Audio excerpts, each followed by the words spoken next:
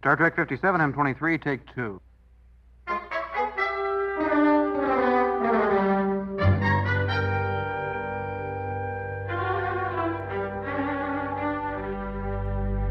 It's the It's Got Star Trek podcast.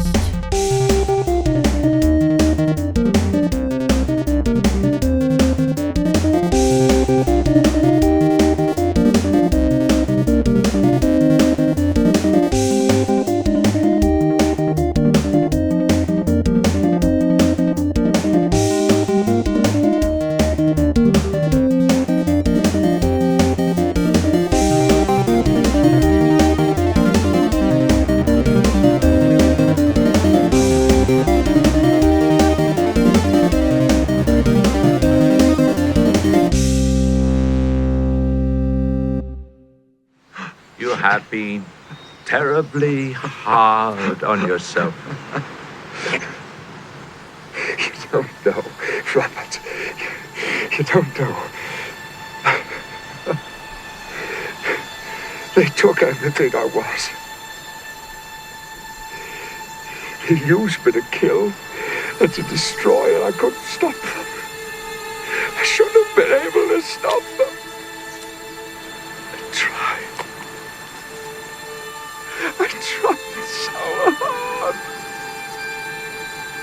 But I wasn't strong enough. I wasn't good enough. I should have been able to stop them. I should. So,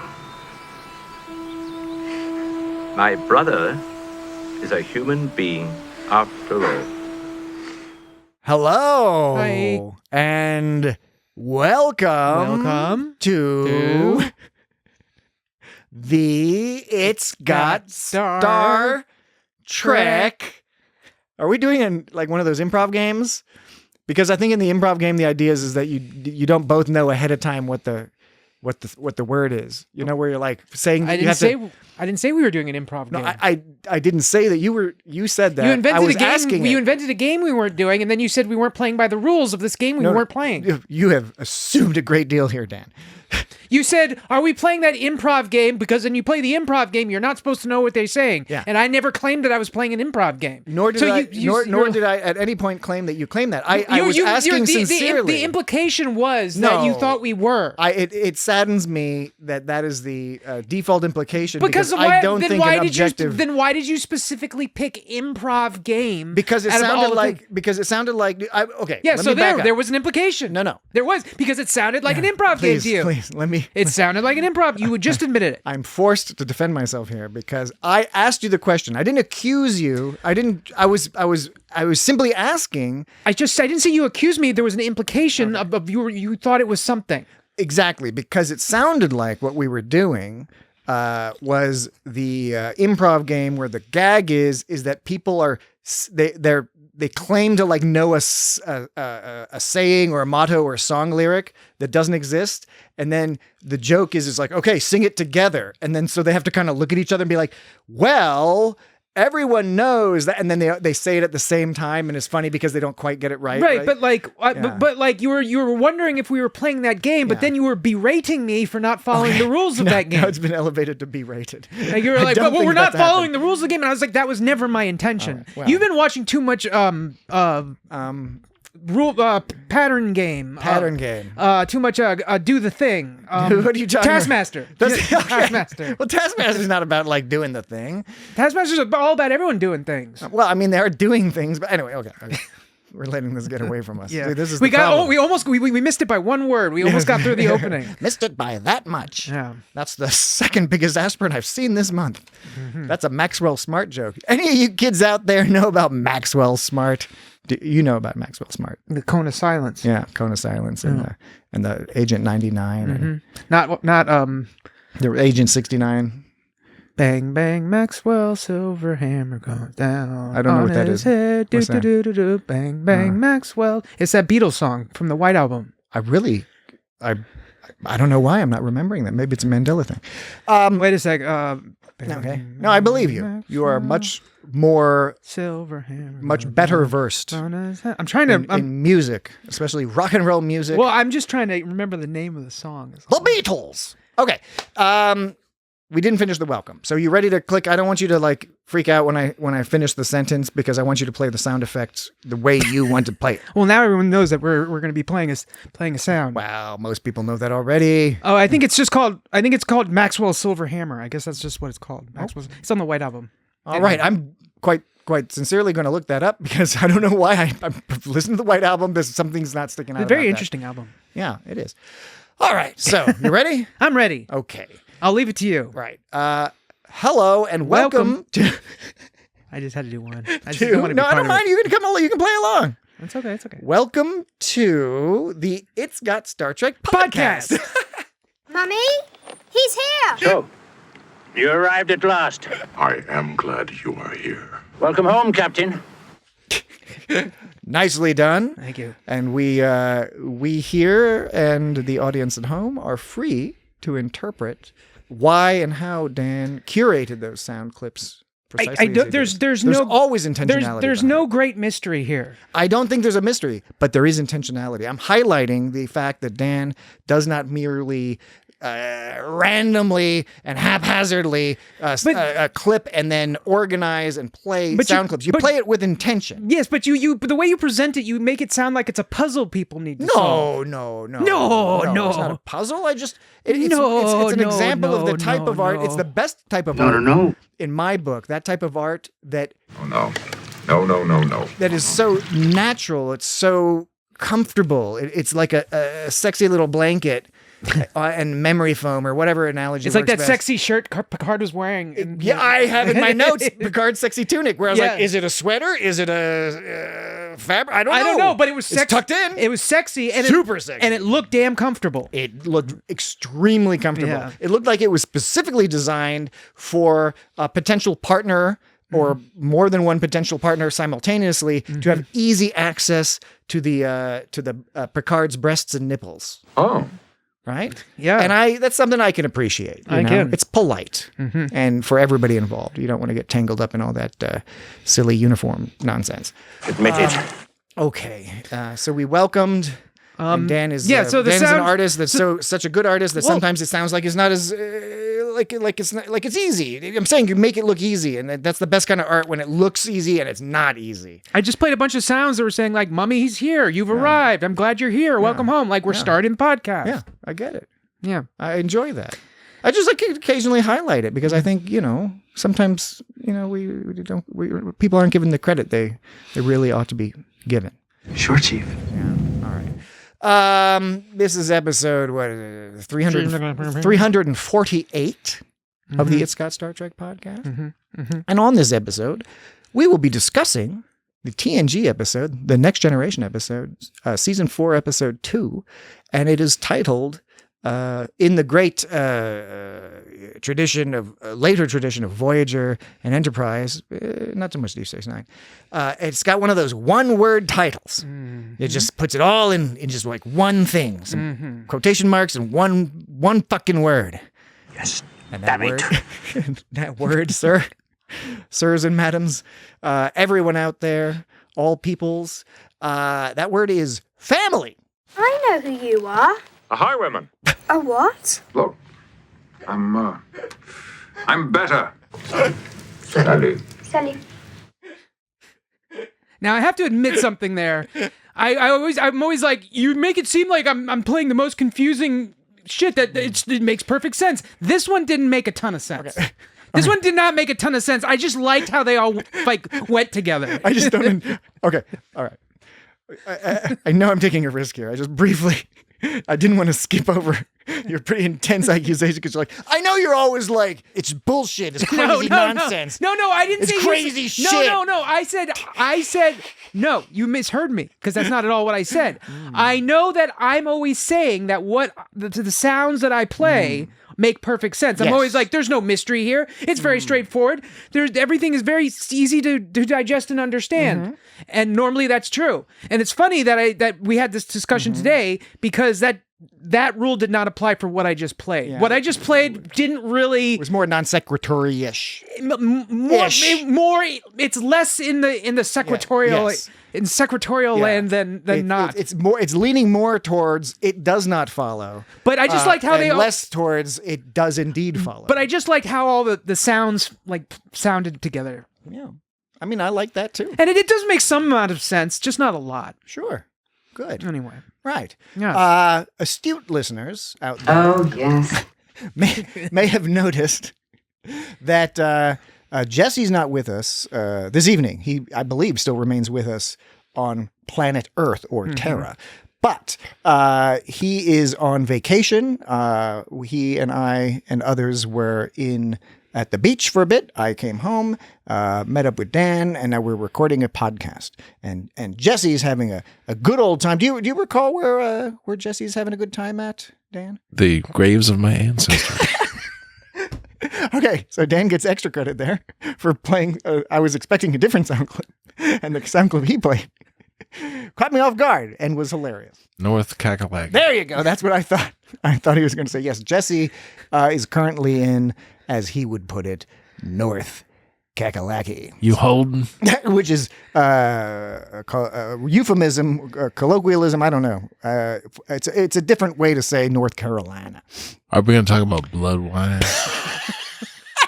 Dan is playing some clips from when Dan was out of town, and Jesse and I made the error of thinking it would be fun to talk about alcohol in Star Trek while drinking alcohol in real life, and then Blew one out. producing a completely ridiculous podcast.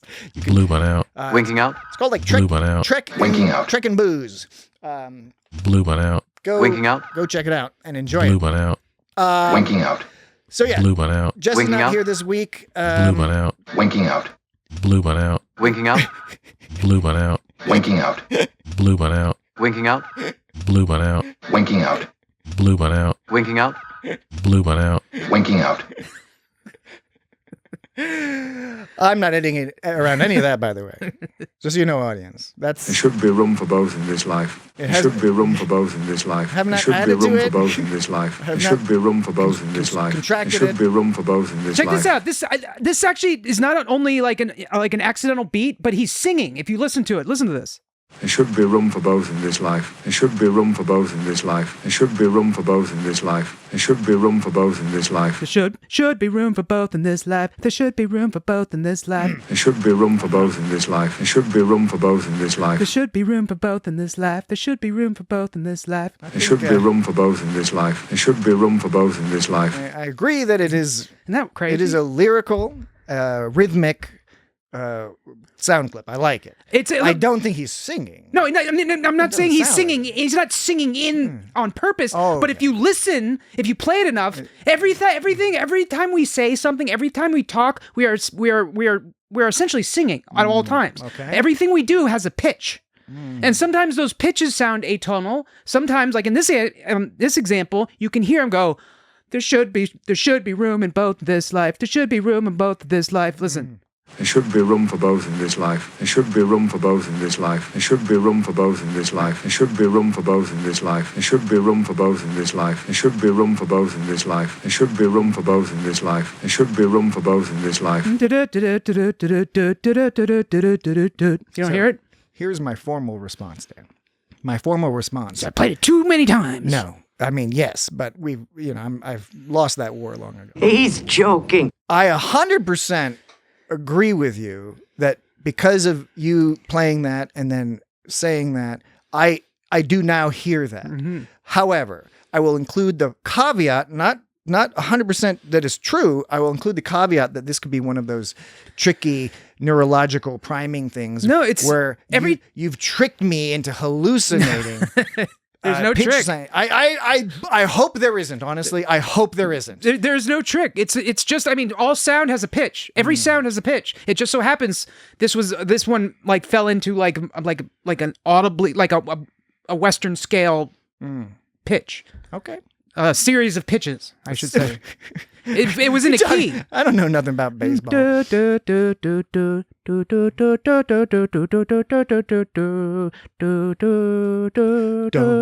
deer, a female deer, Ray, a drop of golden sun. 1, 2, 3, 5, Me, 3, my 2. name, Is that I what it call myself. is?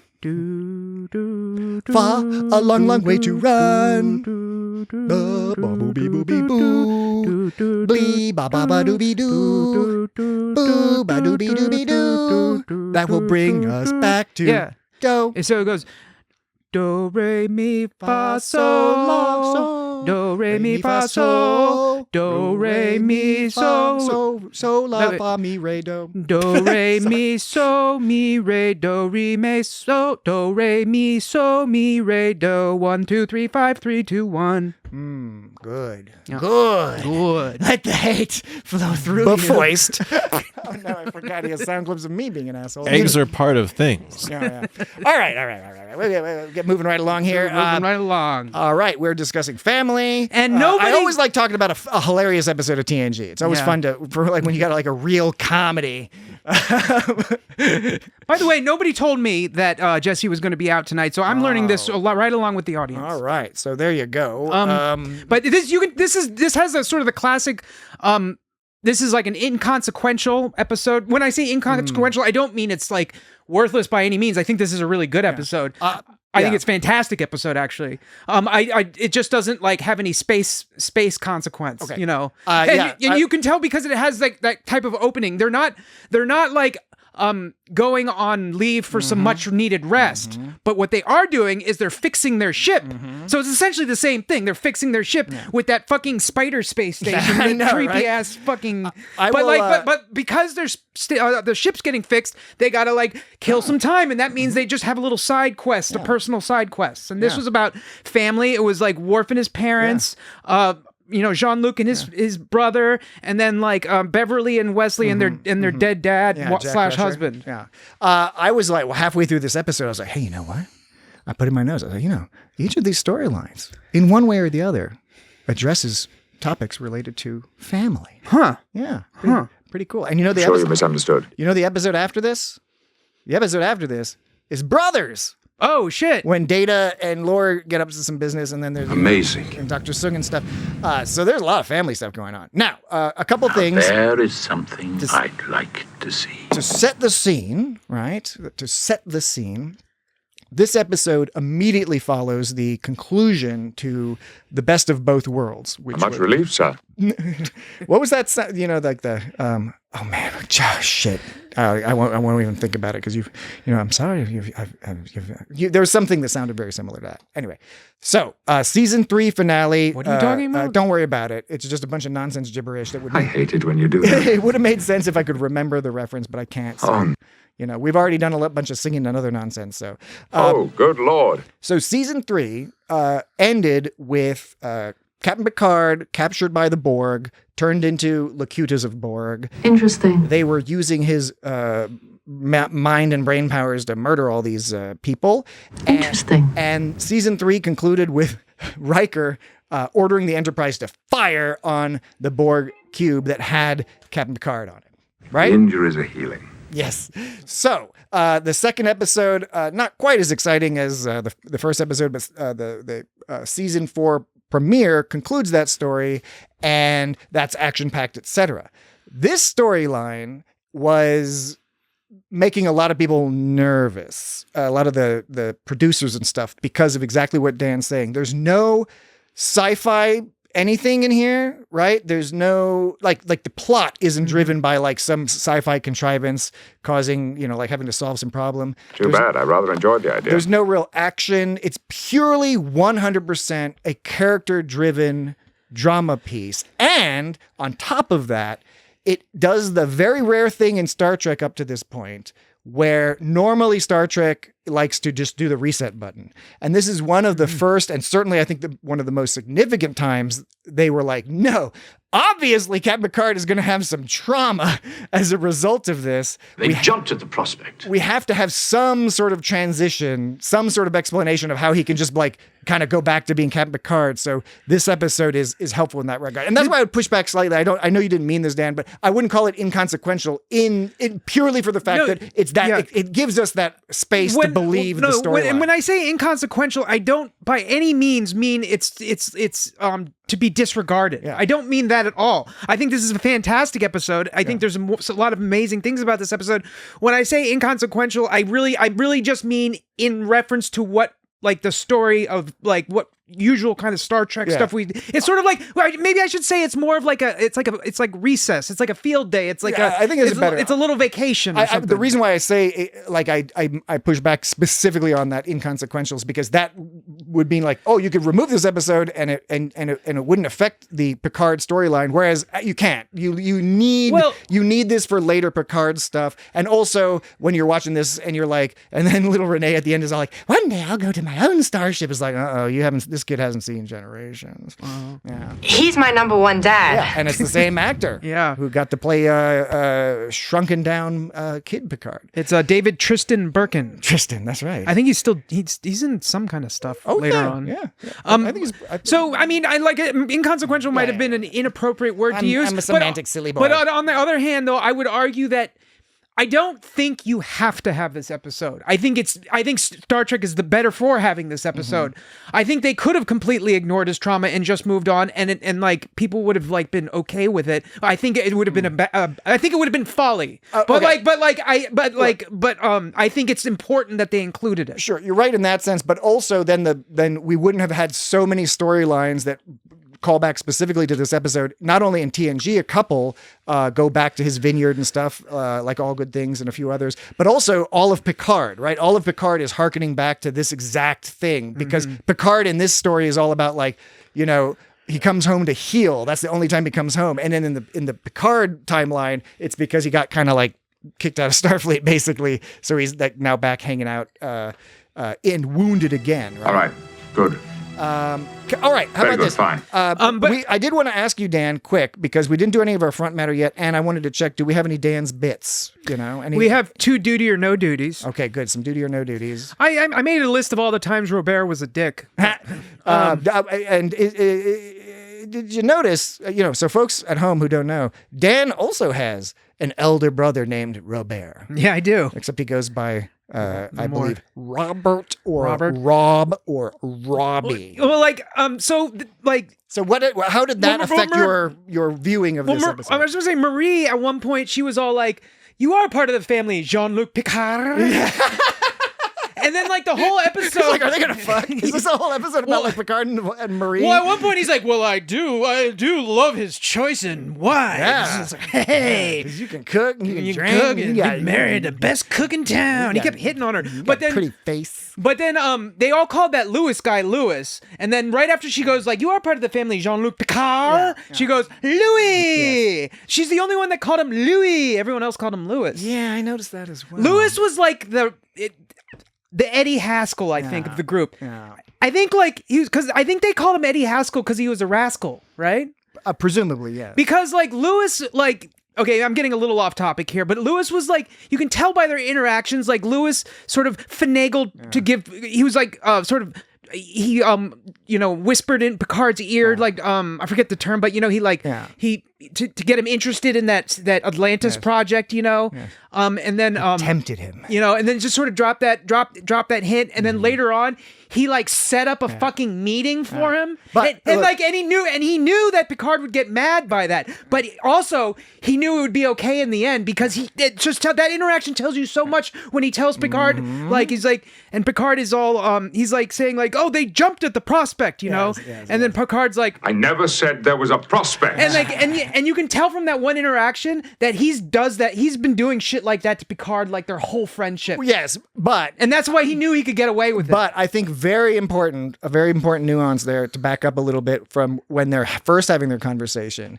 And this is something that this episode does repeatedly. And I've got it in my notes, and I'm going to try to point out the ones I saw that I think are examples of just extremely awesome, subtle characterization work that's only possible because this character of Picard and others have been built up so much.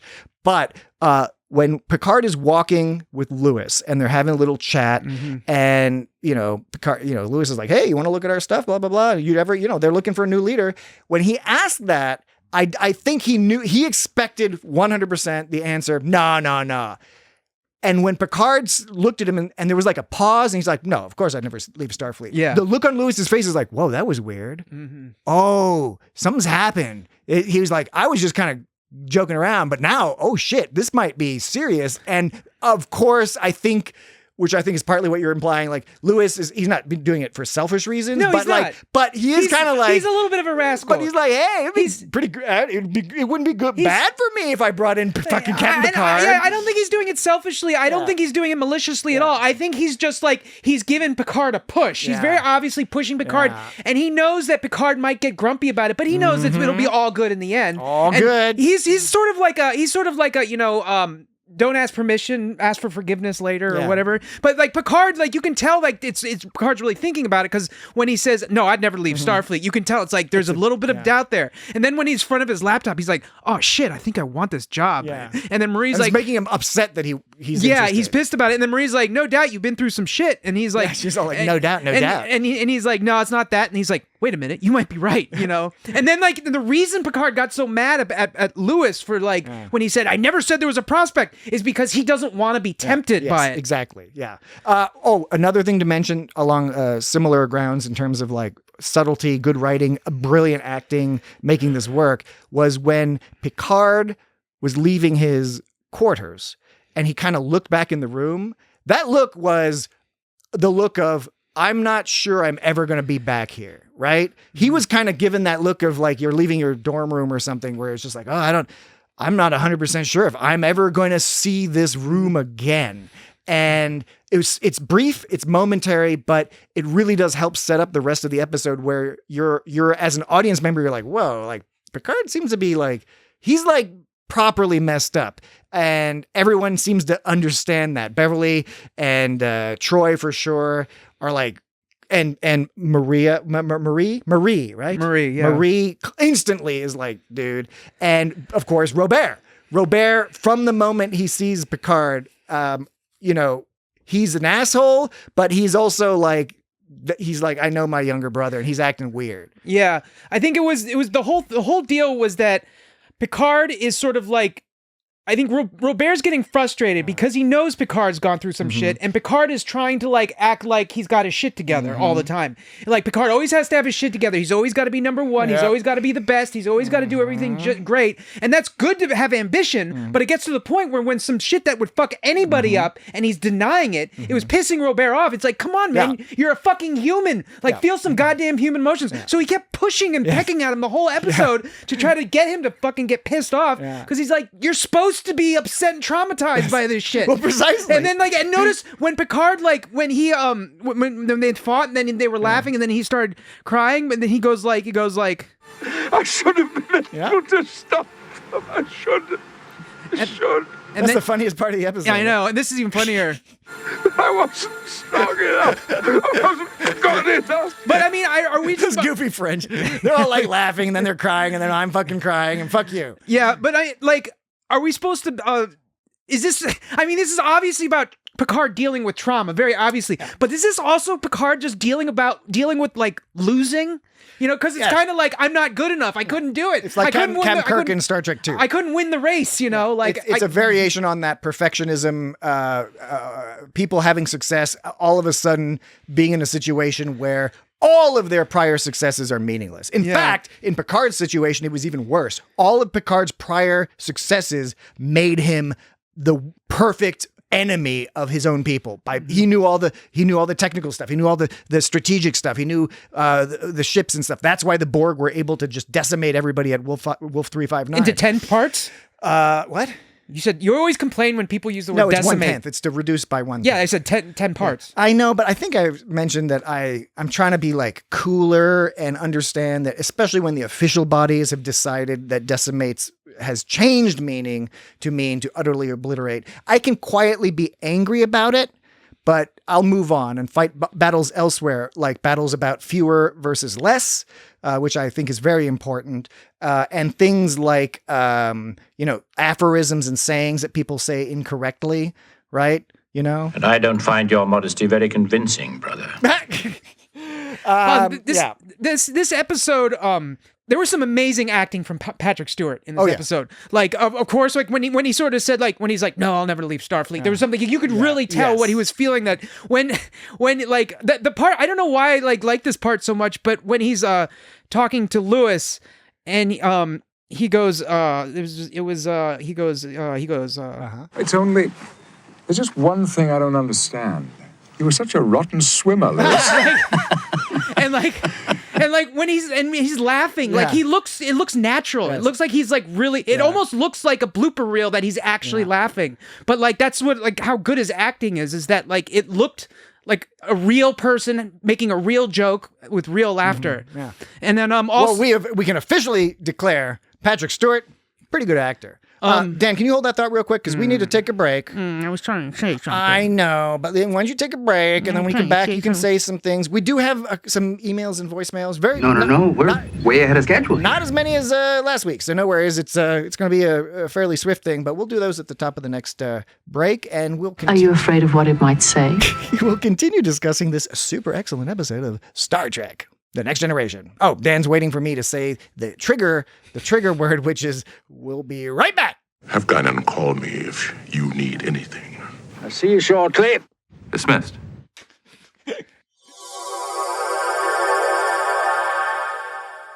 And we're back. Did you come back because you wanted me to look after you again? I think we were just, we still have a lot to discuss. That's why we came back, Robert. Oh, okay. Right. It's good to know. Okay. Were you going to play a sound clip, or did I say the wrong thing? Unlikely. Okay. So, Dan, I was just saying other parts that like I thought was just really subtle things that like that Patrick Stewart was doing that I really liked. I really liked when Beverly's like, giving him shit about like, because she starts to do it. She's doing it on purpose at one point, because he's all talking about like going to visit home. She's like, interesting. Yeah, I know, right? and she keeps being like, do you feel like a blah, blah, blah? Troy and Beverly. And I think that's the difference with Robert, right? You actually were making me think of this by pointing that out, that Robert, even though he comes off as like that kind of like the roughest, he's the one who knows what Picard needs to. Picard needs to arrive at that conclusion. Picard is aggravated when people are like, "You're fucked up, right? Yeah, come on, you're fucked up. You gotta get better. You're all fucked up." And he's the only one that can like get away with that shit. Yeah. Not only that, it's not that he even gets away with it. Like he doesn't give a fuck. Yeah. Like he's the only one that doesn't give a fuck about talking to Jean-Luc Picard. And that's why Jean-Luc consciously or otherwise knew somehow that he needed to go home to resolve all of that. I was thinking of like when Troy did all that like head shrinking on Picard, and it made me think it must be kind of annoying to be her friend, because she was kind of doing that a little bit with Beverly too, because when Beverly was like picking up the hollow thing, and then Troy was like, "Are you scared of what it might say?" Which seems like an innocent enough question, but but when Troy asks it, I would immediately be like, what are you trying to get in my head or something? Yeah. And actually, when you think about it, it's like the way she says it sounds like a reasonable thing, but it's like, are you scared what you might, what is like, did she think that like Jack Crusher was like, okay, Wesley, here's the deal. I'm going to teach you how to eat a chick out, right? How do you think I got your mom, right? All right. It's important to know, right? Salut. I don't care if you like it, but you probably will, because you're my son. I like Jack Crusher, Wesley Crusher. The Pussy Boys. The Pussy Boys. Yeah. Is that a little too blue? Maybe. If Jesse were here, I probably wouldn't have gone that blue. See, the thing is, I would have been feel weird about talking about like pussies in front of Jesse. I need the reason I need all this advance notice when Jesse's not going to be here is because I get nervous when Jesse's not here, because somehow his presence, and it's inexplicable, it's inscrutable, but somehow No, you haven't heard what I'm going to say yet. No, but You can't laugh yet. it literally doesn't matter because I know I'm right there with you. It's like somehow he balances this shit out, and I don't know how he does it. It's the wizard. It's like some wizard. It's some wizard shit that is beyond my understanding. Yeah. But like somehow, like him being here balances this shit out. Anyway, Yeah, you're a wizard, Jesse. yeah. Yeah, that's a Harry Potter reference. Yeah, We don't you know. normally reference Harry Potter because Harry Potter kind of sucks. Yeah, I mean You should have listened to me at the beginning. J.K. Rowling definitely sucks. So then I was yes. saying, I like when he said this. Look, I'm better. Yeah, I know it's like such bullshit. Yeah, it was such an I loved it, of course, when he said I'm almost done, so don't worry, we can get that. I already played. I've already played this, but I want to play it again. Okay. I hate it when you do that. And because it was perfect, because when Troy was kept being interesting, do you feel like blah blah blah? And I was started to roll my eyes. I was like, ugh, Troy. And then he said that. I was like, hell yeah, that's exactly the right line. Hell yeah, Picard. And then You show her. You hide your trauma. and the other part where when he sees his house for the first time, and Marie asks if anything's different or whatever, and he says He's surprised at how much it hasn't changed. Yeah. Some variation on that. and he line. well I'm Yeah. yeah. I mean, I know you were looking it up, but it's it's one of those lines where you don't necessarily have to get it exactly right unless you're making a point about the specific. I'm just saying she goes, do things look that different? And he goes, no, in fact, it's amazing how little it has changed. Everything is exactly as I remember it. But the way he's sort of pensively staring with his sort of hand on his chin, just kind of you can see the gears sort of working behind, you can feel the gears working behind his head. He's a really fantastic actor. When it comes, well, I'm just saying. No, you're right. Absolutely. No, I'm just saying, what I'm saying is this is a showcase for that. It's a showcase for what he can really do as an actor. Yeah. And while he was brilliant all throughout TNG and got to do a lot of cool stuff, this episode is in particular one where he gets put in positions that Picard normally isn't, and so as a result gets to play with the Picard character in some unusual territory. And for someone who doesn't who feels weird around kids, he seemed to get along with Renee pretty well. Oh yeah. He does that thing where he's cool with anybody who can act like sort of an adult-ish, right? He was being super dry with him. Yeah. It's playful. Yeah. All right. He's like I know who you are. Then you have the advantage. I know who you are. You have the advantage. You're my number one uncle. Okay, right. He's my number one dad. Let's do a few. We got a few emails and a voicemail. Then you have the advantage. Clippity clip. So we have You so jealous? we have an email from Amy, and Amy says, Wait a second. Okay. These are our messages. Good. Thank you.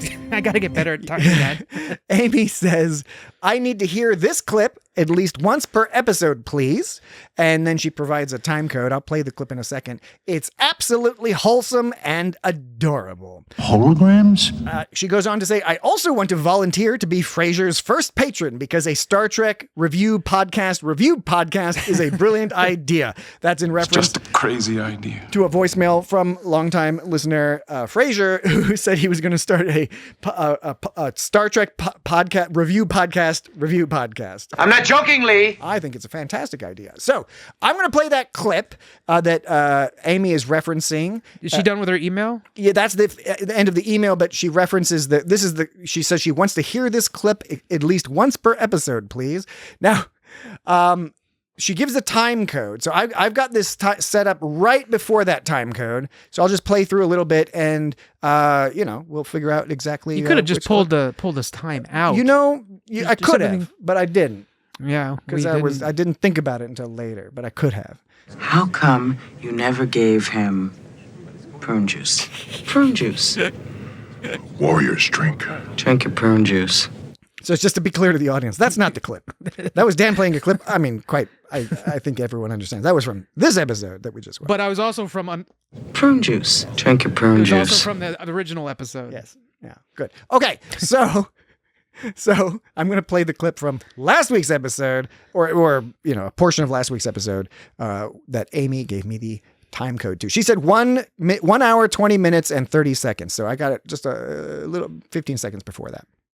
I'm saying I'm a supporter of On the Rad, except I'm a little... Because it is On the Rad. Well, I grew up with sisters And so that makes me a little sensitive to things that are slant rhymes to other terms that might relate to vaginas? Menstruation, specifically. On the rag. On the rag. I never even thought about that. Well, I never made it explicit before. We're not yucky, guys. I'm on the rag right now. But you also, Dan, you grew up with brothers. Most of my friends you got are brothers. like Jesse's a sister. But I know what I know what women are. No, I know you're familiar with women. I'm just saying. I think there's like a. I thought on the rag was a derogatory thing to say. Well, it is, which is why on the. Yeah, I don't know. So somewhere in there, I think early on, especially that.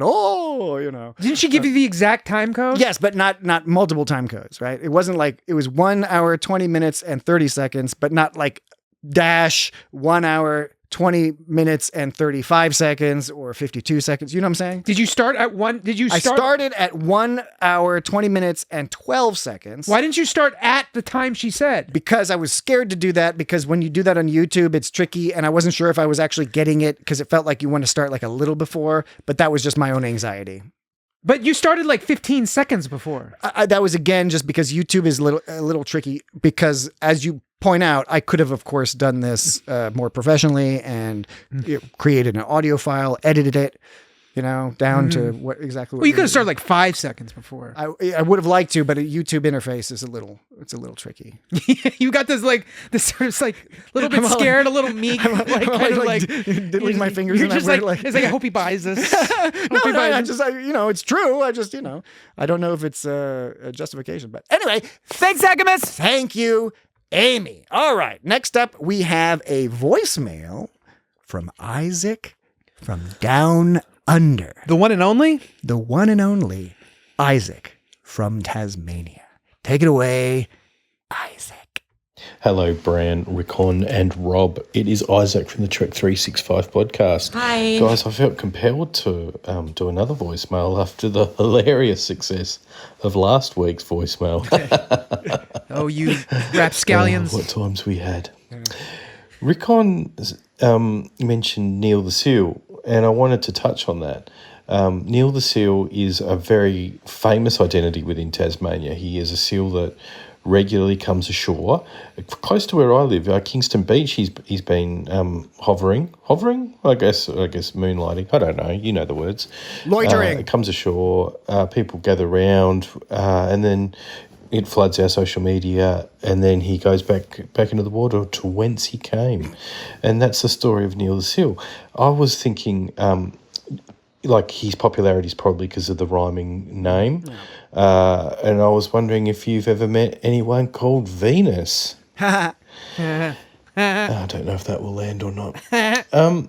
Bran was right, by the way. Last week, what did I say? Rickon read out a WhatsApp message about the pregnant pause. That actually had been read out in a previous episode, I reckon about 8 weeks ago. Yeah, Dad was like, didn't we read this before? And I had no memory of it. It was nice to hear it again. But yeah, I made the joke in that about wanting a T-shirt, and I'd done that in the voicemail too. So I guess that kind of recycled humour is what you can expect on the Trek 365 channel for anyone that hasn't listened before. Anyway, keep up the good work. I haven't played Where's That Sound this week, but I reckon if you were going to pick one this week, it would probably be the sound of those salamanders on that planet where we just abandoned our kids. Are we worse? It's probably worse than Worf as a dad, really, isn't it? Oh, although if he had a chance, he'd abandon Alexander. I think I'm being a bit unfair on Paris and Janeway there. Anyway, love you lots. Catch you next time. Ciao. Thanks, Agamus. So I was right that you did play. Yes, I was insisting. You're like, no. No, I don't think I said no. I think you're like, no, you're wrong. You're wrong. You're wrong. No. If I recall, and I may not recall correctly, but I think last week when you suggested that, I said, you know what? I don't know. It's totally plausible. And it turns out, yes, I repeated an email or a voicemail or WhatsApp or whatever. Good for you, Uncle. Thank you, Isaac. Real quick, So, just to address one point, because I wanted to address a point too. Oh, yeah, but I was already starting. Well, I was going to start, but then no, you but now I started. So started. then you can tell your point, and who knows? Maybe your point is similar. But it's not going to be the same. Then I got a poopy point. I presume it's not going to be the same. Let's make poopy points. So Isaac laid down a rather fun joke about if we had ever heard anybody with the name Venus, and then something that rhymes with that. He's making You so jealous? a penis joke, presumably, right? It's entirely my fault, Mary. And I can provide what I think is an anecdote worth one or two chortles, which is my mother's name is Enos, as in I-N-E-S. I believe it is maybe an Egyptian name originally. However, she's born in Austria, not Australia, but Austria. And it was not uncommon growing up. They've since fixed the problem with computers and stuff, I guess. But growing up, it was not uncommon. On more than one occasion, we got letters addressed to Penis Ireland. But why would they? And then Anus Ireland. Why would they do that unless they were doing it on purpose to be silly? Well, that's the thing, right? Because they're looking at the name INES. He's joking. And I think they're like, well, it can't be that. So what could it be? Well, what's the closest word to this? Penis or anus? Like, why would they think that someone would be named that? So they must have been making fun. I mean, I tend to agree with you, Dan.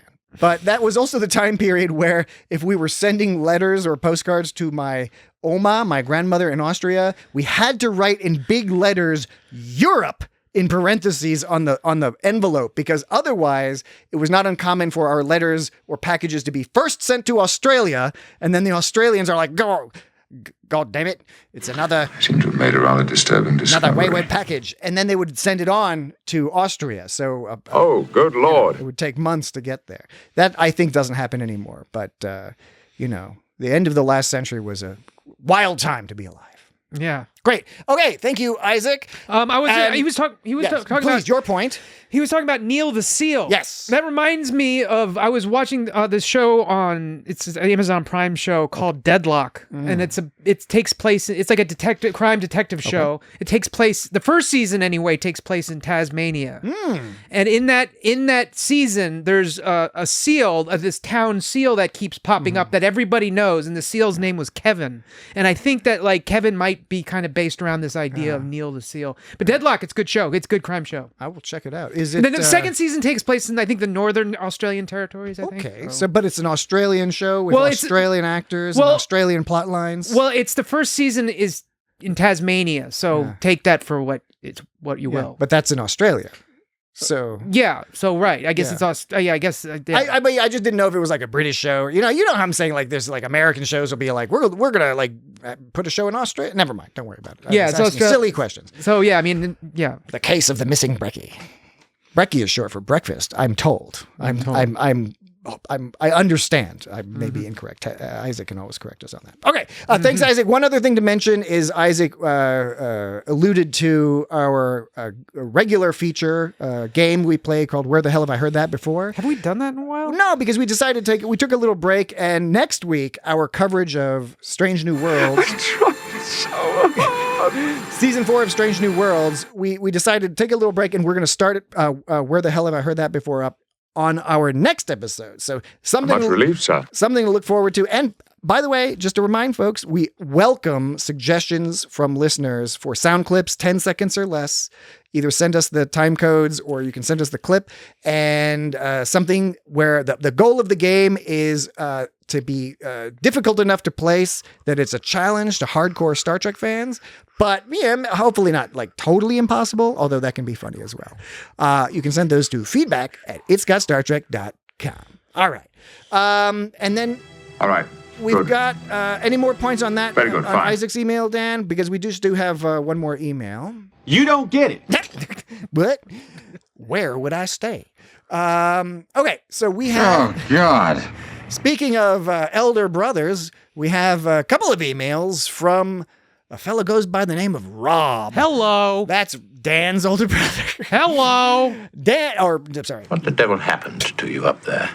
I was imagining Dan and Rob like wrestling in the mud. Robert. And then their little brothers just being like, what are these fucking assholes? Okay. Cancel the parade in your favour. Alrighty then. I'm Dick Van Dyke. Hello, Dan, Danny, and Danielle. Hi. In last week's episode of IGST, you all expressed confusion over McCoy's line from the TOS episode The Alternative Factor, when he says that Lazarus had the, quote, constitution of a dinosaur, right. recuperative powers, ditto. Yes. I believe the answer lies in the work of the famed paleontological, yes, please.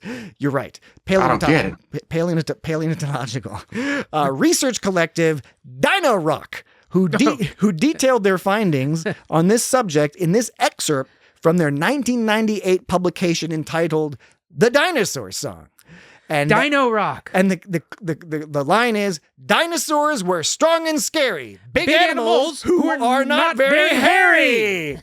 Clearly, strong seems to refer to a dinosaur's constitution, implying that a dinosaur's recuperative powers are also strong, which usually follows when one has a strong constitution. I think Dino Rock's hypothesis of strength in both dinosaur muscle and constitution is reinforced by the next lines of the song, which go, when they step on Earth, it rumbles and tumbles, and is left in a jumble. With that power, it seems that Lazarus, suffering fuckatash. Drink your prune juice. With that power, it seems that Lazarus Sorry about that. would be quite formidable. An opponent would be quite formidable and opponent. Let me rephrase that because I think he's trying to. He fell down, and then we both fell down. We both together. But we both fell down together. I was going to bring that up later.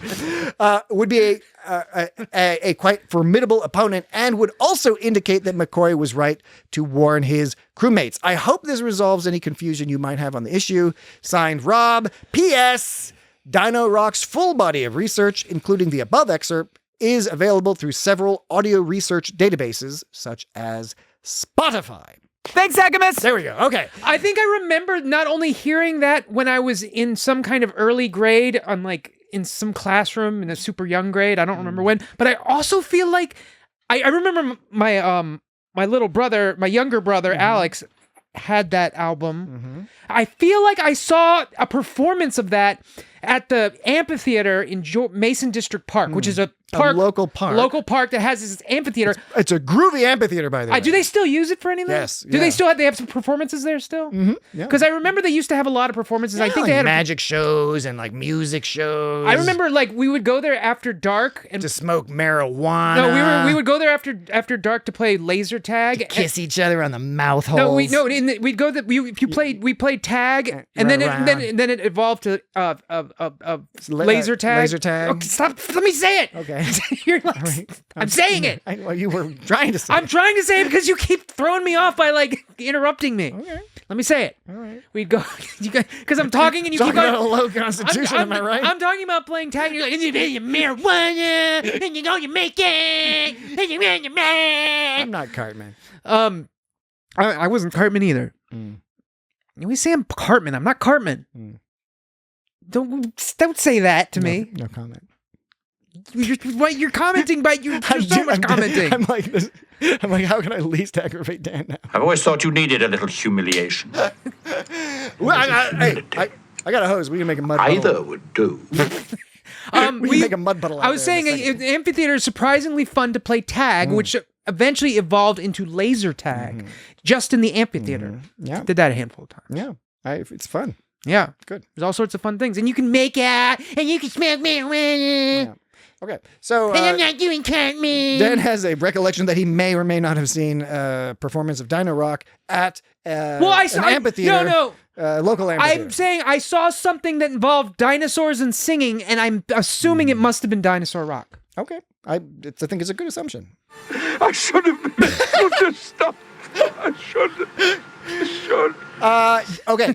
Rob sent a follow-up email. Ooh. Now, just looks good on you. Give you a heads up, Rob. I have slightly edited your email because, well, I think you'll understand. Is there why porn in there? Yes, he sent me a lot of porn, and it wasn't of you, and it wasn't of him. It was just, just like any porn you could just get, just some random porn. I hate it when you do that. I hate it when you do that. I hate it when you do that. I hate it when you do that. He guessed pretty well, I gotta say. I guess if he was trying to, he was perceptive. I know what you mean, Lieutenant. Okay. Rob, in his second email, says, follow up. Well, you know women. Oh, yeah, that's right. Just the random O'Brien just being like, what the fuck? Yeah, I know. Like, was he trolling him or what? It kind of seemed like he was trolling him. He looked like he had an inward smile going on the whole time. Like he was fucking with him. He was just like, I stand here all the fucking day in fucking Transporter Room 3, and you motherfuckers come and complain about your nice mom. When was the first episode he appeared in? This was like a young O'Brien that hadn't yet become... O'Brien's season 1, except he's like a junior, he's like an ensign and has an officer's uniform. I know this is side note real quick. This is a fun-loving O'Brien that hasn't become jaded by the responsibility of like DS9. Because in DS9 he becomes all curmudgeonly. Well, he's not married yet. He's not a father yet. Yeah, he hasn't had to. He's already murdered a bunch of Cardassians, but he hasn't had to face up to one and his racism and prejudice. He hasn't had the memory of like several years in a horrible prison implanted in his brain yet, where he does awful things. Yeah, like so he's like a fun-loving O'Brien in TNG. DS9. He hasn't been slightly shifted through time and replaced by a different version of himself slightly. He hasn't. I'm better. Remember Whispers? Well, that's one of my favorite O'Brien West episodes because the whole episode, everyone's acting crazy, and then it's like, whoa, we won't spoil it, but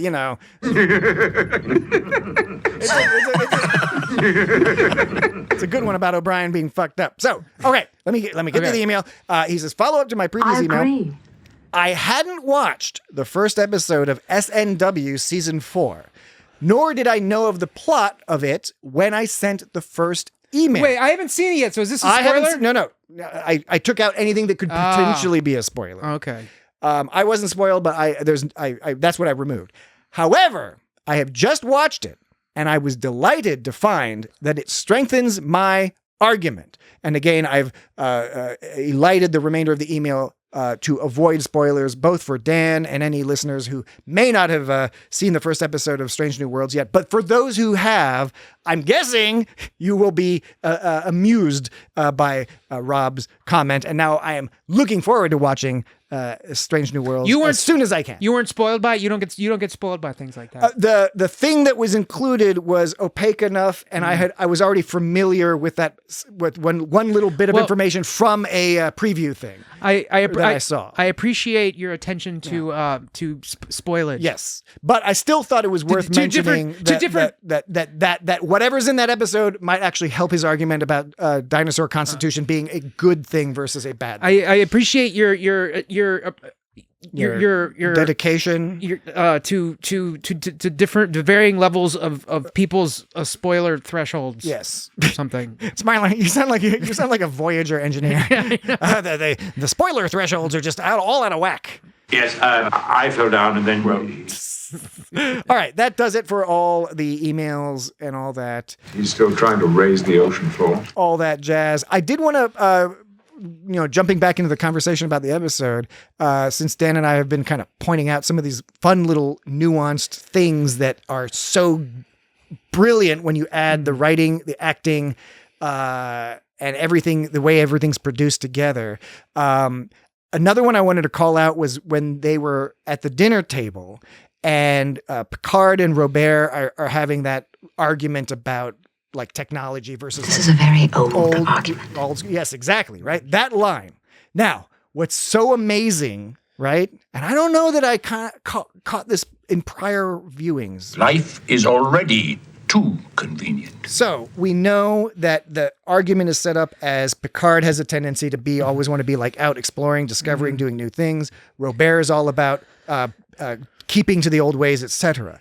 And what I think is amazing about this scene is when Marie says that line. You want to play that line? This is a very old argument. This is a very old argument. Now, it's obvious that she means, what she's meaning to say is, this is silly. It's an old argument. This is a pointless thing to go around in circles and stuff.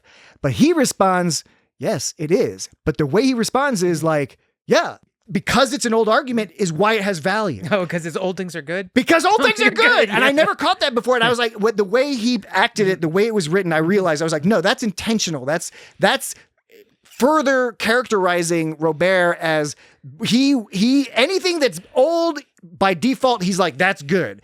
And I really, really appreciated that. And so much of that was in the way the actor kind of looked, because her look was, this is silly. His look was like, oh yeah, thank you. Exactly. That's why we're doing it. Exactly. It's almost like she provided evidence for him that they should continue the argument rather than just stop it. Evidence! The danger of losing those values which we hold most precious. What's the deal? So Robert is like a big bottom lip frowny face man. Yeah. Like he's always frowny faced, and he's always sticking his bottom lip out like I'm so. And when he's like saying like you're damn right, I was jealous. It's like you can feel like his anus coming out his mouth. It's so good that they got great, a really wonderful actor, because again, to play opposite Patrick Stewart is, I'm sure, is always going to be a challenge. But Robert, right? He's got to tower over. He's got to be the older brother. I mean, how do you accomplish that? I think he does. I think Maria is too good for this guy, though. Oh, sure. And then the whole argument of like, we've been like having this discussion about having replicators in the house for a while. And then Jean-Luc was like, yeah, I remember Mother and Father having the same argument. And it's like, all you can think is like, oh, so like he doesn't want replicators because he wants like the good shit, but she wants a replicator because she's the one who has to make it. So now on the other hand, because they were all like, she's a good cook, the only good cook in France. Now on the other hand, I will say he does take the time out of his day to do all the vineyard shit. So it's not like he's sitting around the house doing nothing. Exactly. But at the same time, like that should be the person doing it should get to decide the method that they use to do it. I'm curious about, because one thing that's not made 100% clear and is left open to interpretation is that scene at the end where Robert and Marie, she's like, oh, he's been out there forever looking at the stars. Robert's all like, let him. Yeah.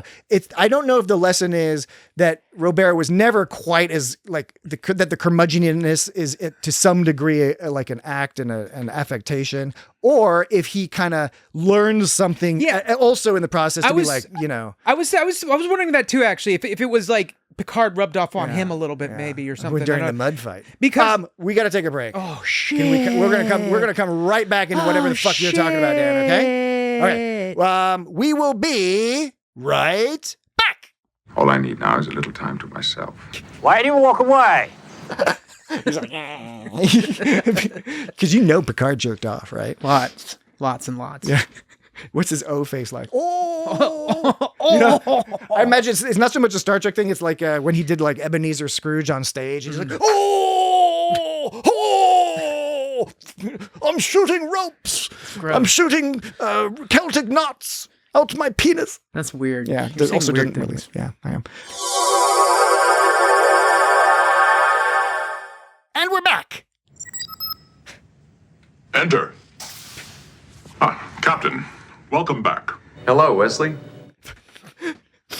See, you just did that because it was creepy. Yeah, I know, I did. Jack's dead. All right. I'd be delighted. All right, okay, so... there's just one thing I don't understand. I'm sure you misunderstood. Well, I'm afraid that I do not understand this potential. I don't understand, Mom. He's all like, Super's like, is he pissing or filling a wine glass? What's going on there? All right.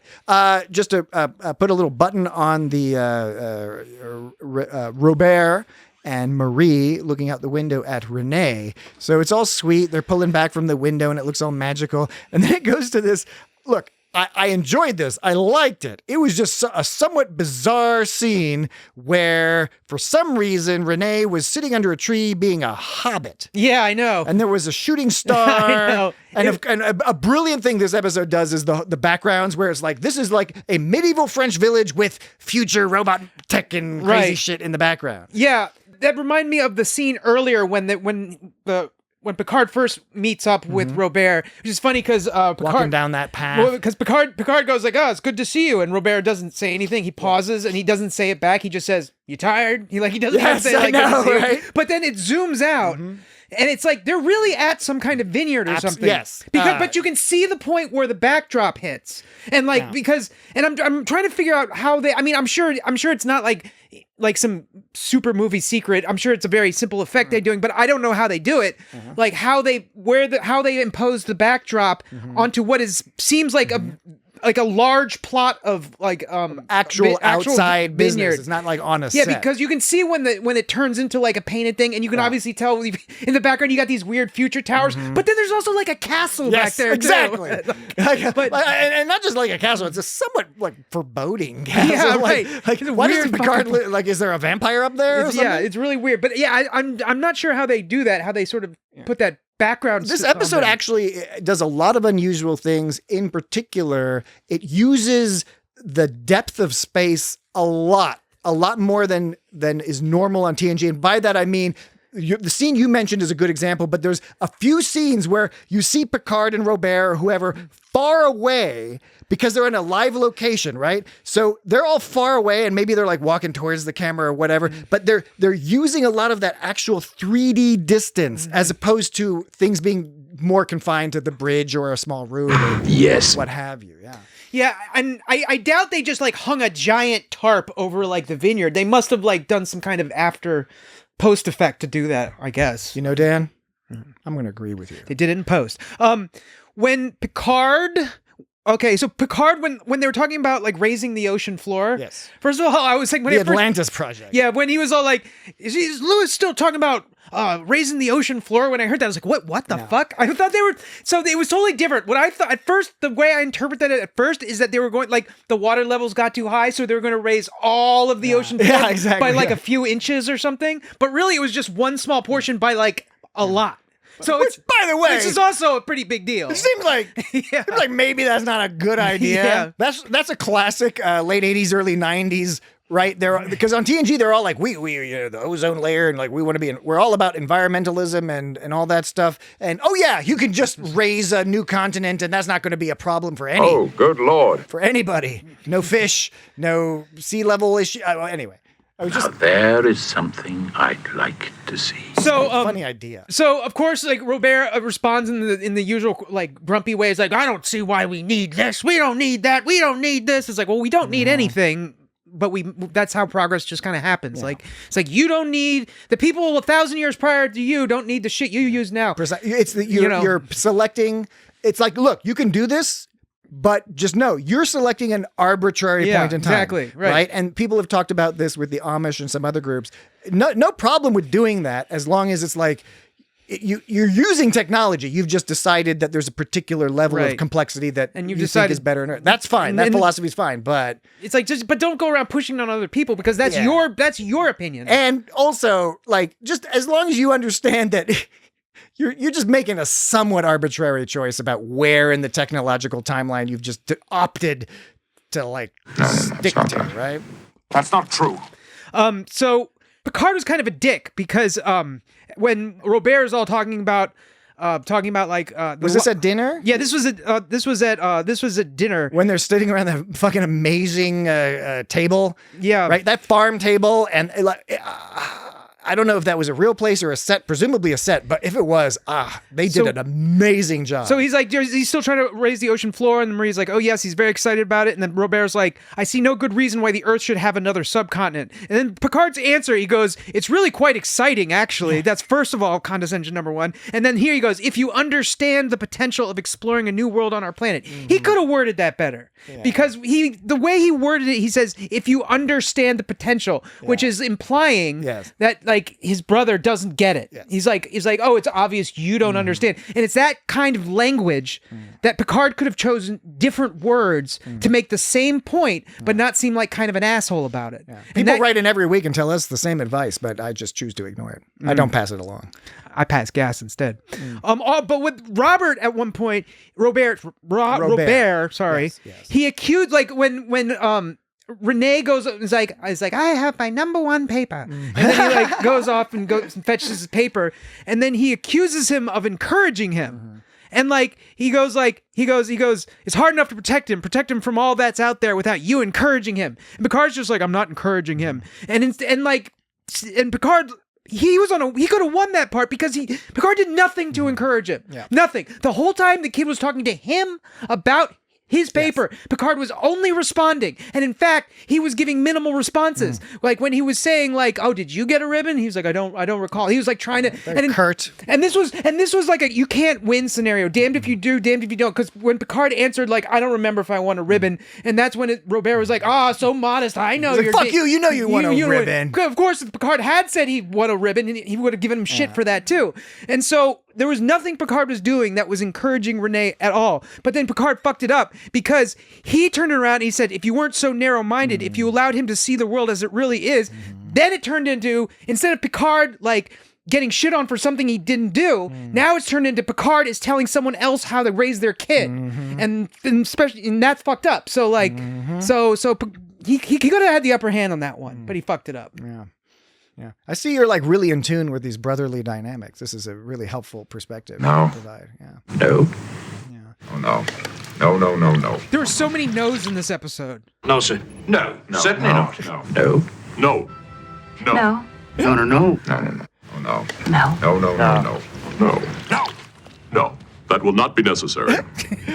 Did you happen to string together all the times people said family? I don't even know if it was a lot of times, but I noticed when Jack Crusher said family, it stood out to me. It's like, oh, he said the title of the episode. But then I recalled, I was like, oh, I think it's been mentioned kind of a bunch of times. Oh, really? Like, I only have I think it was like, Worf, you're part of our family. Family, you're Picard, you're part of our family. You know, there was a bunch of times when people kept saying the word family. I only got it during one of them. Yeah. Well, now I must be an asshole. There's probably some extra Picard stuff to talk about, but I do want to make sure we talk a little bit about Worf, specifically about Worf, and also a little bit about Wesley, but Worf in particular.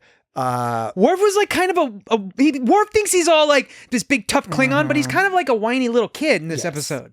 And this is not necessarily new for Worf, but this is a good extension. He's all angsty. He's angsty, and you know, the episode is helpful. It provides a lot of information about Worf's background and upbringing. That I wish it would be a little more reserved. That helps you understand his character and his journey a little bit more, but also, and by that I mean part of it being he's got like some of the most awesome parents ever. Yeah, and he knows it, but at the same time, like a lot of kids, he's also wants that separation because it's that funny thing where his mom says your hair is a little long. He's aggravated about it, but then later in the episode, you see him. He's in the mirror and he's all like looking at his hair because he listens to his mom. He wants to know her opinion. By the way, where the fuck did they get that chair? Which chair? The one he was sitting in near the crazy chair. The crazy. Yeah. Did they make that? Couldn't have bought that anywhere. I think they probably bought. They live in L.A. and people do strange things in L.A. That does not look like a Warrior's chair. No, well, that's the thing. Prune juice, strange chair, worrying about his hair length. Worf is not a true Klingon. That was He's the imagination that he had of what a Klingon is. That's a bubble chair. It says it was a chair of bubbles. Yeah, exactly. So I think it's on purpose. It's like Worf. You're right. Worf envisions himself as this tough guy, which he is, but he's also a softie. But he never grew. And the thing is, you're talking about how he's like, kid embarrassed by his parents and stuff. He never grew out of that phase. Yeah.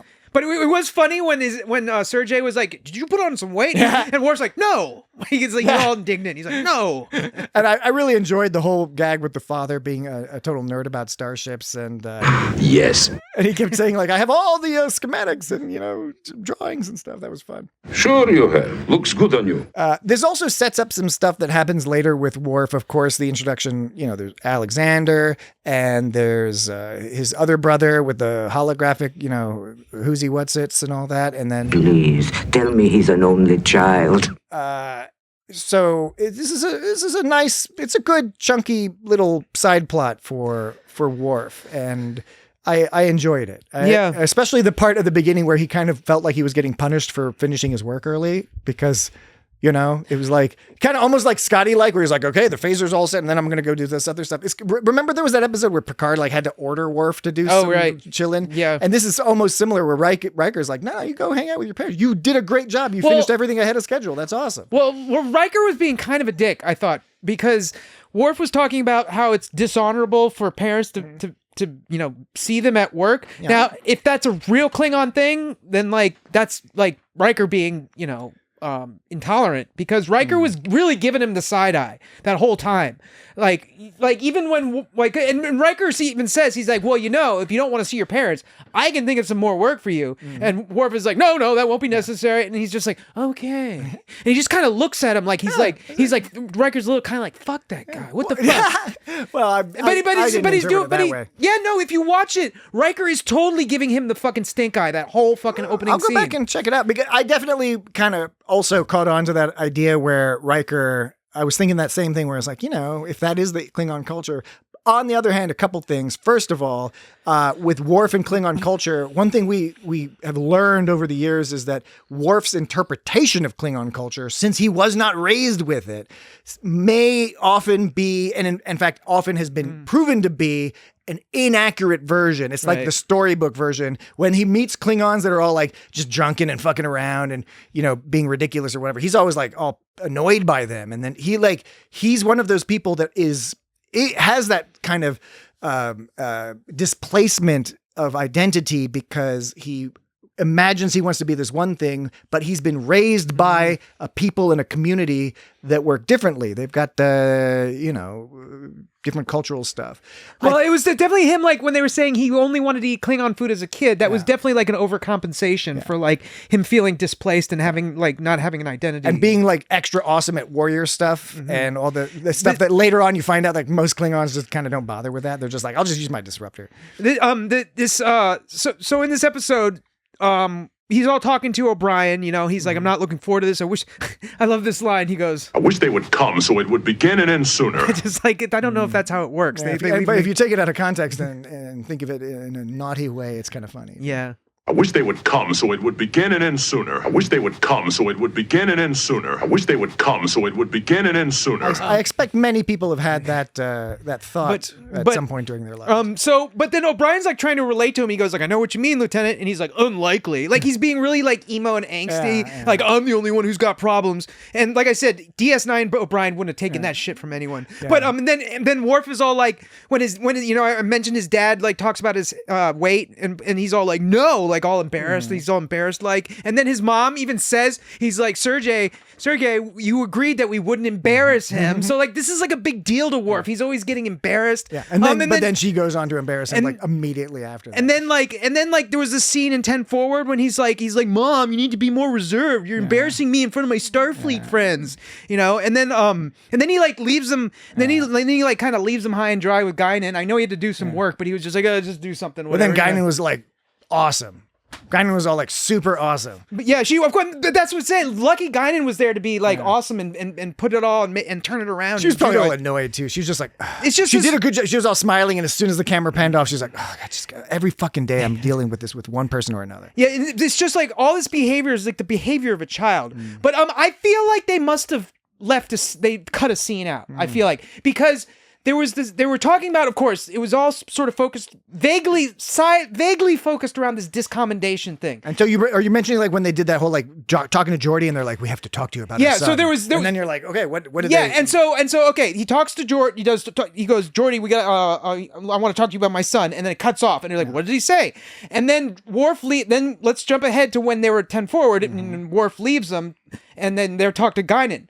Then the next scene we see them together, the next scene we see Worf, we see him in his room and they come in and he's like, I want to tell you all that I'm really happy you're here. Yeah. I feel like there was a scene somewhere between 10 Forward and when he saw them where he like had a good talking to from one of the other Starfleet members and realized how lucky he was. Or a Guinan interaction. Well, I feel like maybe like there was supposed to be a conversation. Now, this is totally me bullshitting, talking out my ass. Well, but you're speculating. I'm speculating. Is the professional term. Yeah, no bullshitting. The Is speculating. podcasting professional. I feel term. like there must have been a scene where he was talking to Geordi, and Geordi was like basically being like, "Look, your dad's worried about you because of this and that and this." And in that conversation, Worf realized how lucky he was to have all that, and that's why, because there was nothing that indicated that he should have felt differently from the 10 forward scene. Because in the 10 forward scene, it ended with him being embarrassed by them. And suddenly, all of a sudden, he's like, I love you guys are the best. What changed in between those two time periods? I think there was a meeting with Geordi where Geordi like made him realize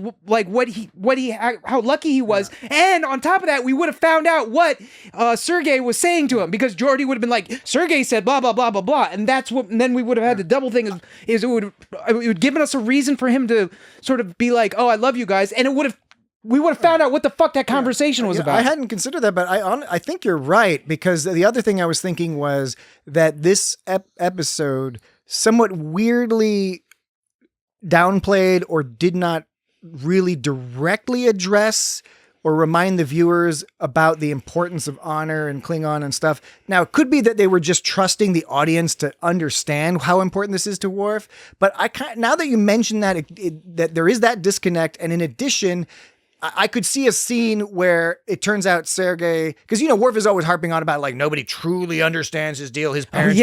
But I could see a scene where we find out that Sergei is talking to Geordi and is like, dude, like, we know, like, we might not understand it, but we do know that Worf cares about honor. And what we understand from reading Federationopedia, that discommendation means that as far as the Klingons are concerned, he has no honor. And it's like being excommunicated from the Catholic Church or something similar. And then, and his dad voicing that, then maybe Geordi telling Worf, like, dude, you say they don't understand you, but they do, and they care. Yeah. And then maybe that would be the scene that would get Worf to be like, you know what? I am really happy you're here. Yeah, because I feel like they didn't really talk about the discommunication enough. Like, it was kind of like, it was there, but it was easily forgotten in the mix. This line I think you were talking about. I do not believe any human can truly understand my dishonor. When I first heard that, I thought he was referencing the fact that he was forced to hang out with his parents during work. like it was a gag? Because he was saying, like, it's dishonorable for parents to visit while you're on duty. And then, and then I thought he was saying, like, because Riker, I thought, was giving him the side eye. And so I thought, like, at first I thought Worf was like, no human will understand how dishonorable it is for parents to visit their child at work. But really, he's probably talking about the discommendation. I think so, Jan. I think you eventually came to the correct conclusion. Eventually. It took me a while. Now, since you reminded me, you kept saying duty.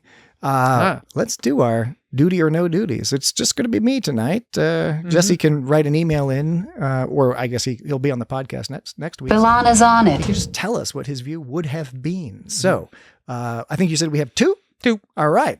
It is inappropriate for a Klingon to receive family while on duty. I kind of gave that one away. Well, no, I mean, While on duty, on duty, while on duty, while on duty, while on duty, while on duty, while on duty, on duty, on duty, on duty, duty. It is inappropriate for a Klingon to receive family while on duty, duty. On duty. You needn't emphasize, Dan. I think you know where I'm going to go. This is I think a 100%. It's a duty. It's a big brown duty. It's not a duty. It's a duty. 100%. And then a duty fell on the floor. Is that a and song? Then a duty fell on the floor. Oh, then a duty fell on the floor. Is this a duty fell on the cover duty or fell on the floor. Is this an original duty creation? fell on the floor. Duty and the fell on the duty and the fell on the duty. Is this a memory from on your the fell on the days duty working and as the a fell server? duty on the fell on the duty on the fell on the floor. All right. Next one.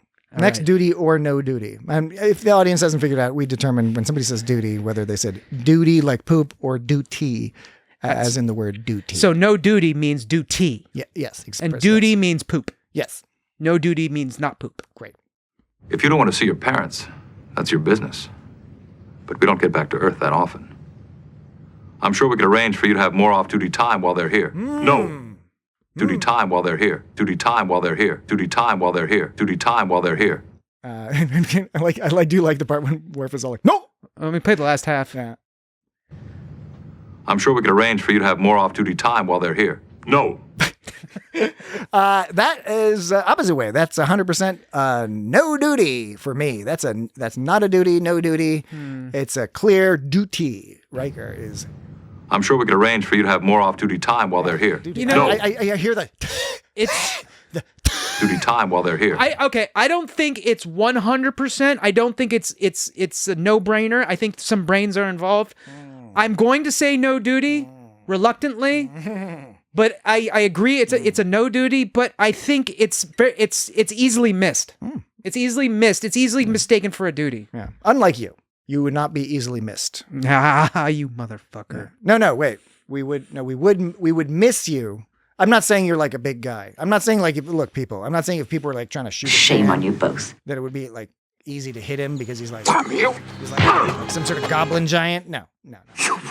You are a bully. Yeah. Okay. We do briefly, at least, want to address the Wesley business. I know we touched on it a little bit.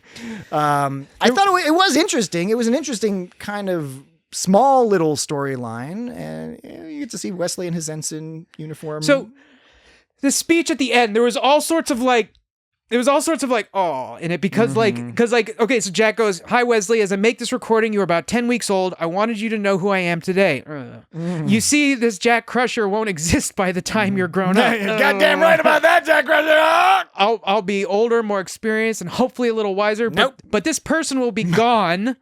and multiple characters this episode are like not going to get what they thought. And I want you to know who your father was when you came into the world. So yeah. Ugh. Then he goes on later to say, so let me just apologize for all the mistakes I'm about to make as you grew up. He didn't get to make any mistakes because he's died. He just made one big mistake. And then he goes, I hope you don't grow up resenting the fact that I was gone so much. He was gone because he was dead. Yes, it's very upsetting. And then he talks about responsibilities that come with the uniform.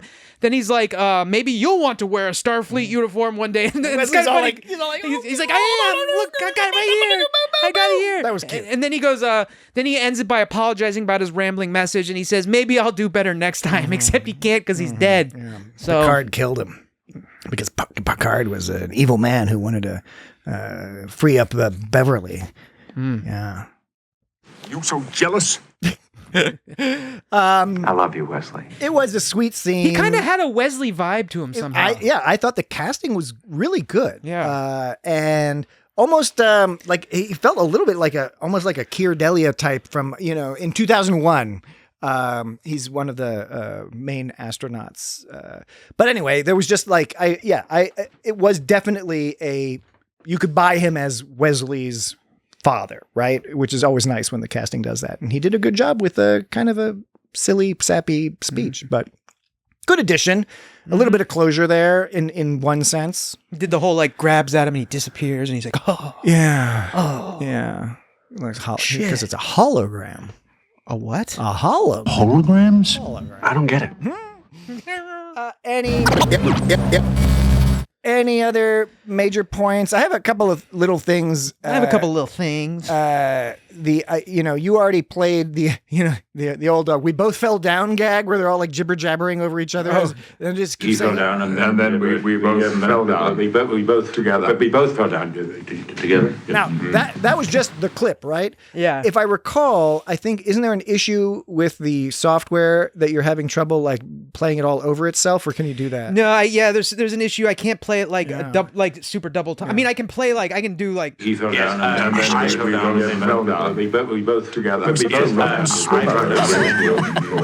I can play several sounds over top But each not other, the same but I can't sound. do the echoey thing that effect. Why'd you want me to do that?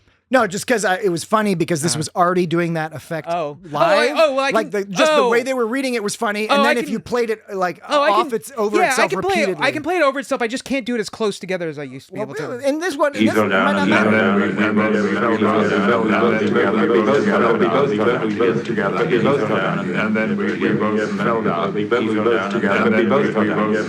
We both together. We both fell down. We both fell down, and then we both fell down. We both together, but we both fell down. Yes, I fell down, and then And then Maria's all like, she puts her hands on her hips and she's like, oh, you Picards are all the same. Yeah.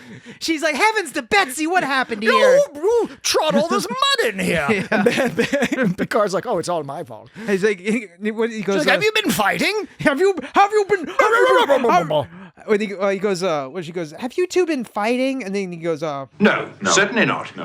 like that. Certainly not. The Picards wouldn't fight. Certainly not. Another thing I noticed was that we don't see the person's face, but when it goes into 10 forward with that Sergei scene and with Worf and all that, at the bar, somebody is picking up a tray of drinks and they're wearing that, I guess, junior bartender outfit that we see in the episode Lower Decks. Like Looks good on you. Not the series Lower Decks, but the TNG episode Lower Decks, where one of the Lower Deck characters is that bartender. I think it must be the same costume. It's certainly the same pattern where it's like green and black checkerboard. Just a fun little thing that I noticed because I've always enjoyed that particular outfit. At the dinner scene, when they were saying salute, they all said salute and drank. I think that they purposefully hid Renee's glass because I think he was drinking wine too. I looked for that and I saw a very brief moment when the camera is behind Renee's back and they're doing a toast and you can see that there's water in the glass. Oh, is there? But I don't know. I think maybe they were not. That's like a big screen HD remaster. I don't think you would have seen that on the TV. I think they wanted to leave it up to the imagination because in real life in France, the kid would probably at least have a little glass of wine. I mean, it's a fucking vineyard anyway. But it's also America during the, Reagan or Bush administrations, and they're all like about, say no to drugs and don't drink alcohol until you're rich, and do cocaine, sure. You know, how can you not do cocaine? Yeah, that was like big. the whole 80s thing. Yeah, then in the 90s, we're like, don't do cocaine, do heroin. Yeah. Yeah. And LSD. Yeah. Well, you know. When Renee speaking of Renee, that I brought up, Renee goes when Picard's leaving. He goes someday I'll be leaving for my starship too. And then Picard's all like, well, there's plenty of time for that. You may decide to do something else as you get older. And the way he shakes his head, he's like, ew, no. Yeah. If you look at him shaking his head, he's like, I don't think so. Gross. Yeah. But they do some weird kissing action at the end. I'm not saying it's weird to kiss at the end. I know that's like actually the kiss between how Marie and Picard did the goodbye kiss, that looked really normal. Yeah. But maybe it's just like this is how they do it with brothers in France. But they were like, not. This is how they do. This is how they do it, with brothers in France. They were more close. Their lips were closer together, and it was more like. Violent, it was more emotional. Picard and Robert, or Picard and Robert. And Robert. Not Renee. No, not Renee. Robert. It was like passionate. It was like they did a hard You know, it was like with brothers Maria, in the mud. Like Maria was just like, but with Robert and Jean-Luc, it was like, and they were like really close. It was like, get in there. Fun fact: Jean-Luc's middle name is Travis. Is that fun? Jean-Luc Travis Picard. Jean-Luc Travis Picard. Final points? Any final points? Because we got to shut things down here. I think that Bibbidi bop bop. It was funny that it's hilarious that people die every day. Look at all people in the window. When they fight, you know, and Picard is all like sad and stuff, and he's getting it all out, and then like Robert's like helping him and stuff. He couldn't help it though. Before he helped him out, he had to give him one last little jab when he goes, "So my brother is a human being after all," and then he starts helping him out. But he just had to be a little bit of a. That was a very important line because that was kind of the core thing that Renee was phrasing it as an insult, but he was actually reminding Picard, saying, you can absolve yourself of not being able to prevent the fucking scariest robot monster army ever from abusing and that's what I'm saying is he told him what he needed to hear, but he worded it in a way that was still a jab. Yeah. Well, because he's a dickhead. Yeah, that's what I'm saying. Yeah. That was my point. Yeah, that was my point. Yes, I agree with you. I think it's a great point. But I think it was great writing when they said it's like you're gonna have to deal with this. You can either deal with it over here or over there. Exactly. So just don't make your decision based upon what you think's gonna get away from that. He made it all much clearer. Picard was trying to be all like kind of like Worf, all angsty and like, but it's like Robert was able to be like, dude, you got two choices here. Make your choice. One last thing. I thought it was clever the way that when they were talking about the Atlantis project, how Picard was talking about using his space improv tactics to he was able to repurpose those tactics to possibly maybe come up with an idea for the fix of the Atlantis project. I forget what it was, harmonic resonators. Yeah. He was on this planet, in order to get off this planet when we were stuck there, it was one time with these aliens, we used harmonic resonators. It's not the same problem, but maybe we could. I thought it was cool to He may have been referring to pen pals, maybe, because remember that was the girls' planet was all getting all earthquakey and stuff. Yeah, it might have been pen pals. I just like how his travels through the stars, the writers were able to translate into something that is practical on the planet Earth. Yeah. I thought that was cool. Yeah, it is cool. It's very cool. Lots of things were cool. All right.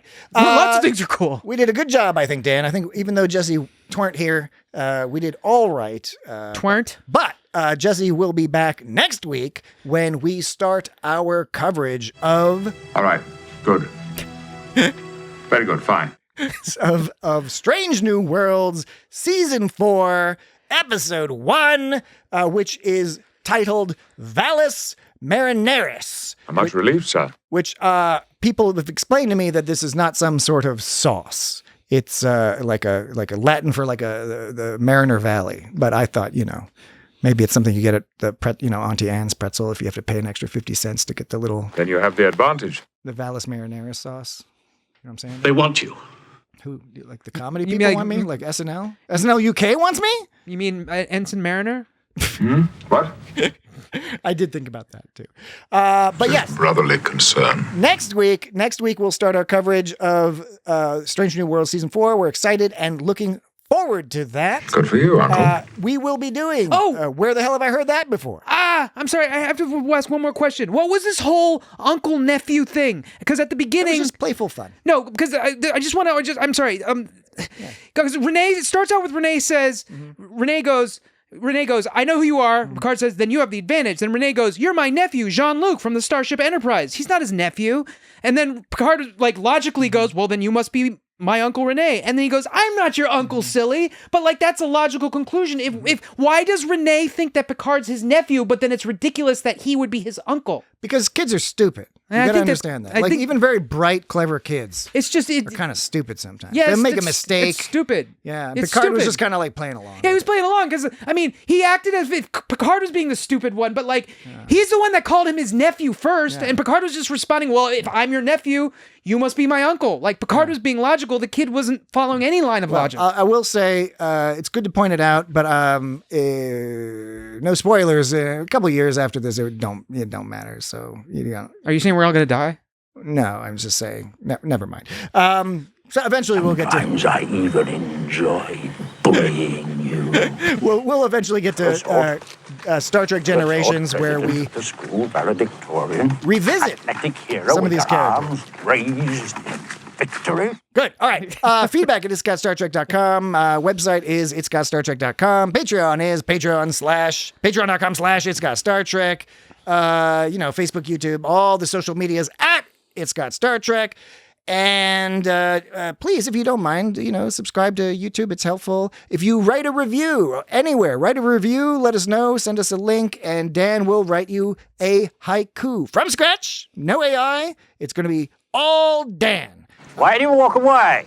You don't even have to necessarily write a good review, but... all right. So looking forward to next week. We'll talk to you later. Goodbye. Goodbye, Jean-Luc. And be careful. Have a good trip, Captain. Maybe I'll do better next time. Yes, okay. I have all the specs and diagrams and so.